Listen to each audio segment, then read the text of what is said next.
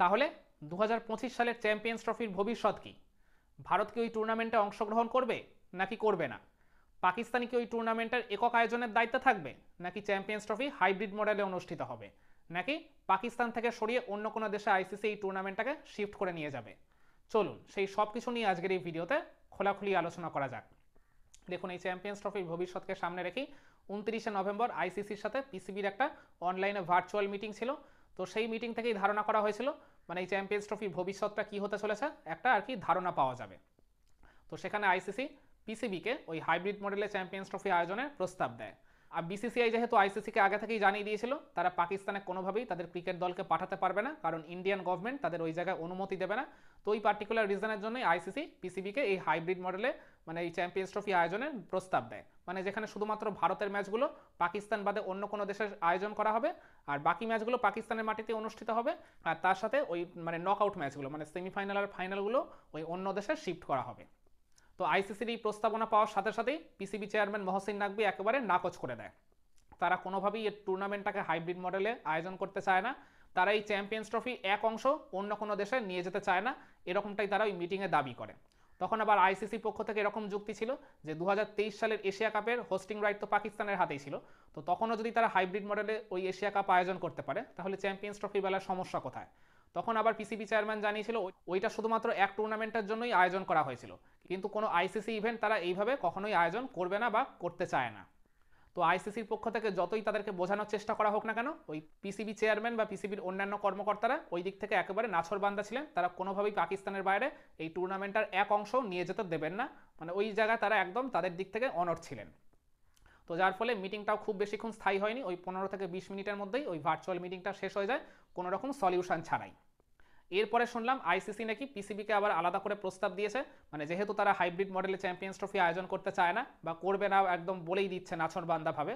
তো সেই কারণে পাকিস্তান থেকে সরিয়ে তারা ওই টুর্নামেন্টটা অন্য কোনো দেশে শিফট করতে চায়, আইদার সেটা সাউথ আফ্রিকা অথবা সংযুক্ত আরব আমিরাত, মানে ওই দুবাই আবুধাবি যায়। তো আইসিসির এই কথা শুনে পিসিবির কর্মকর্তাদের মাথায় একেবারে আকাশ ভেঙে পড়েছে, কারণ মানে টুর্নামেন্টের একটা অংশ যদি পাকিস্তানে আয়োজন না হয় তাহলে পাকিস্তান এই টুর্নামেন্টকে সামনে রেখে যে ইনভেস্টমেন্টগুলো তারা করেছে পুরোটাই বলতে গেলে একদম বৃথা হয়ে যাবে, পুরোই জলে চলে যাবে। টুর্নামেন্টের কিছু অংশ যদি পাকিস্তানের মাটিতে অনুষ্ঠিত হয় তাহলে সেই জায়গায় তারা কিছু লভ্যাংশ হলেও তো পাবে। আর এছাড়া আইসিসি তো পাকিস্তান ক্রিকেট বোর্ডকে এরকমও বলেছে যে ক্ষতিটা তাদের হবে সেটা পুরোপুরি আইসিসির পক্ষ থেকে তাদেরকে পুষিয়ে দেওয়া হবে। তারপরেও তো তারা এই হাইব্রিড মডেলে চ্যাম্পিয়ন্স ট্রফি আয়োজন করতে রাজি হয়নি, তারা যেভাবেই হোক ভারতকে তাদের দেশে নিয়ে গিয়ে খেলাবে।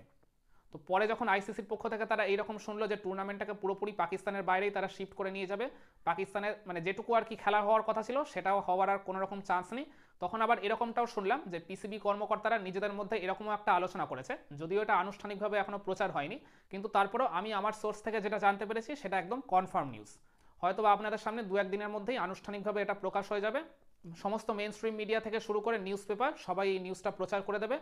তো পিসিবি কর্মকর্তারা আইসিসির ওই প্রস্তাব পাওয়ার পর মানে যখন তারা বললো যে পাকিস্তান থেকে পুরো টুর্নামেন্টটাই ওই সংযুক্ত আরব আমিরাত কিংবা সাউথ আফ্রিকার মাটিতে তারা শিফট করে দেবে, ওই প্রস্তাবনাটা শোনার পর পিসিবির কর্মকর্তারা নিজেদের মধ্যে আলোচনা করে তারা এইরকমই ডিসিশন নিয়েছে যে তারা শেষমেশ ওই হাইব্রিড মডেলেই চ্যাম্পিয়ন্স ট্রফিটা আয়োজন করবে।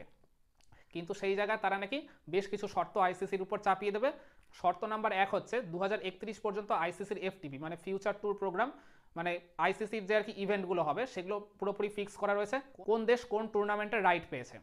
তো এই 2026 থেকে 2031-এর মধ্যে ভারতের মাটিতে তিনটা আইসিসি ইভেন্ট অনুষ্ঠিত হবে, তার মধ্যে 2026-এর টি-20 বিশ্বকাপ, 2029-এর চ্যাম্পিয়ন্স ট্রফি আর 2031-এর ক্রিকেট বিশ্বকাপ, সেটা ভারত আর বাংলাদেশ যৌথভাবে আয়োজন করবে।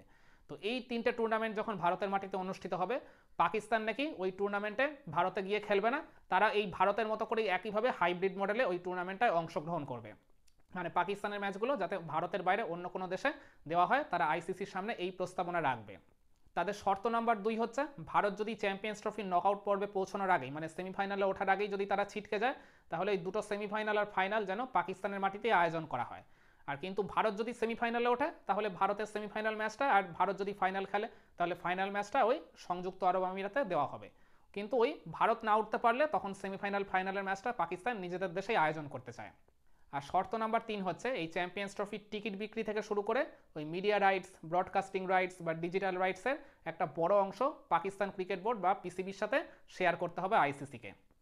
এই 3টে শর্ত মানলে তবেই এই 2025 সালের চ্যাম্পিয়ন্স ট্রফি তারা হাইব্রিড মডেলে আয়োজন করবে, না হলে তারা তাদের জায়গাতেই অনড় থাকবে। হয়তো পিসিবির পক্ষ থেকে আইসিসিকে মেলটা পাঠিয়ে দেওয়া হয়েছে, মানে আনুষ্ঠানিকভাবে এখনও কোনো কিছু প্রকাশ হয়নি, কিন্তু ওই বিশ্বস্ত সূত্র মারফত যে খবরটা পেলাম তাতে করে এই নিউজটা একদম পুরোপুরি কনফার্ম। আর হয়তোবা পাকিস্তানের এই শর্ত মেনে হোক কিংবা না মেনে হোক, এই 2025 সালের চ্যাম্পিয়ন্স ট্রফিটা শেষমেশ ওই হাইব্রিড মডেলেই অনুষ্ঠিত হতে চলেছে, যেখানে ভারতের ম্যাচগুলো ওই সংযুক্ত আরব আমিরাত মানে দুবাই, আবুধাবি, শারজার মধ্যেই কোনো এক স্টেডিয়ামে অনুষ্ঠিত হতে চলেছে। তাহলে শেষমেশ ক্রিকেটে ভারতের এই পরাশক্তির কাছে পাকিস্তানকে আবারও নতি স্বীকার করতেই হলো।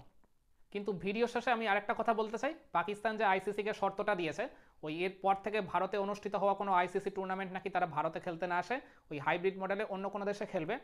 আমার মনে হয় না পাকিস্তান যতই আইসিসিকে বলুক বা আর কি এরকম চাপ তারা দিক, মানে শেষমেশ ওই পাকিস্তানের ওই বড় বড় কথা কখনোই টিকবে না। মানে এর আগেও তো তারা অনেক বড় বড় কথা বললো, সেটাও তো ধোপে টিকলো না। শেষমেশ ওই হাইব্রিড মডেলেই তাদেরকে চ্যাম্পিয়ন্স ট্রফি আয়োজন করতে হলো, না হলে তো চ্যাম্পিয়ন্স ট্রফি পুরো সত্যটাই তাদের হাত থেকে বেরিয়ে যেত, ফলে অনেক বড় একটা আর্থিক ক্ষতি তাদের ওই জায়গায় হয়ে যেত।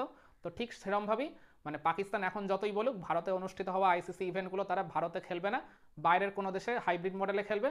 শেষমেশ পাকিস্তানকে ভারতের মাটিতে এসেই খেলতে হবে, আর ভারতের দেওয়া সব রকম শর্ত মেনেই খেলতে হবে। কি মনে করেন আপনারা এই ব্যাপারে? কমেন্ট করে আপনার মতামতটা জানাবেন নাকি?